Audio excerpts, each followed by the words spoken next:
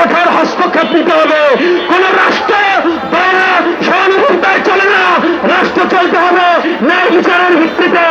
আপনারা বিচারহীনতার কারণে এদেশের ধর্ষণকে বেড়েই দিচ্ছেন।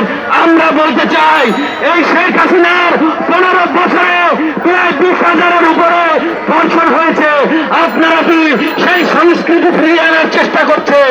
আমরা বলতে চাই, আওয়ামী দোসরদেরকে খুঁজে খুঁজে শাস্তির আওতায় আনতে হবে, নইলে তারা এদেশে বিশৃঙ্খল পরিবেশ সৃষ্টি করবে।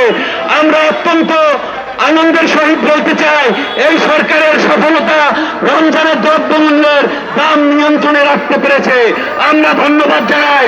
কিন্তু আইন শৃঙ্খলা পরিস্থিতির অবনতির জন্য স্বরাষ্ট্র উপদেষ্টাকে অবিলম্বে পদত্যাগ করতে হবে এবং গণফোরাম জনতার দাবি নিয়ে রাজপথে ছিল, সেই দাবিকে পূরণের লক্ষ্যে, দেশে স্থিতিশীল পরিবেশ সৃষ্টির লক্ষ্যে অবিলম্বে নির্বাচনের সুস্পষ্ট রোডম্যাপ দিতে হবে এবং জনগণের ভোটাধিকারের ব্যবস্থা করতে হবে। ভোট প্রয়োগের মাধ্যমে জনগণের সরকার সৃষ্টি করবে এবং তারাই দেশে শান্তি ফিরিয়ে আনবে। সবাইকে অসংখ্য ধন্যবাদ।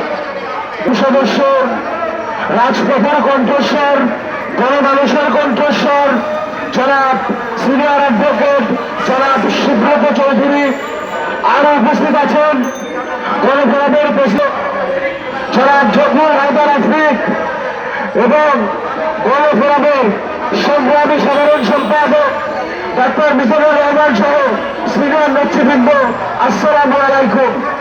গণফোরাম আয়োজিত আজকের বিক্ষোভ সমাবেশ খুন, ধর্ষণ এবং নিত্য প্রয়োজনীয় দ্রব্যের দাম নিয়ে।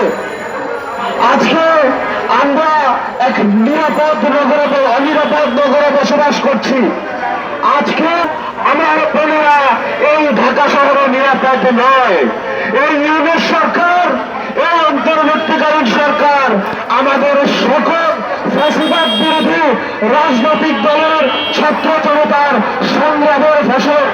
আমরা চাই সহ, কিন্তু তথাকথিত ঘাপটি মেরে থাকা তৌহিদি জনতার নামে আওয়ামী লীগের দোসররা আজকে আমাদের মা বোনের সম্ভ্রম ভুলণ্ঠিত করার উদ্যোগ নিয়েছে। আর এই সরকারের উপদেষ্টারা তাকিয়ে তাকিয়ে তামাশা দেখছে। এই তামাশার সরকার আমরা দেখতে চাই না। আমরা এই সরকারকে অনুরোধ করতে চাই, আমরা প্রধান উপদেষ্টাকে অনুরোধ করতে চাই, যে উপদেষ্টাদের দিয়ে কাজ হবে না, তাদেরকে ফেলে যোগ্য লোকদের দিয়ে উপদেষ্টা পরিষদ গঠন করে এই দেশকে স্থিতিশীল রাখেন। আমরা চাই না আবার সেই ফ্যাসিস্টদের, আবার সেই আওয়ামী দোসরদের কোন ধরনের পুনর্বাসন হোক এবং দ্রব্যমূল্যের পরিস্থিতি, আইন শৃঙ্খলা পরিস্থিতি অতি দ্রুত নিরাপদে নিয়ে আসুন। ওই জনপদকে নিরাপদ নগর বানান। ফ্যাসিস্টদের কোন ধরনের আস্তানা আমরা ভেঙে দিতে চাই, আমরা ঘুরিয়ে দিতে চাই। আপনাদের সকলকে ধন্যবাদ, আবারও সংগ্রামী সালাম। বক্তব্য রাখবেন, এবার বক্তব্য রাখবেন গণফোরাম ঢাকা বিভাগের সাংগঠনিক সম্পাদক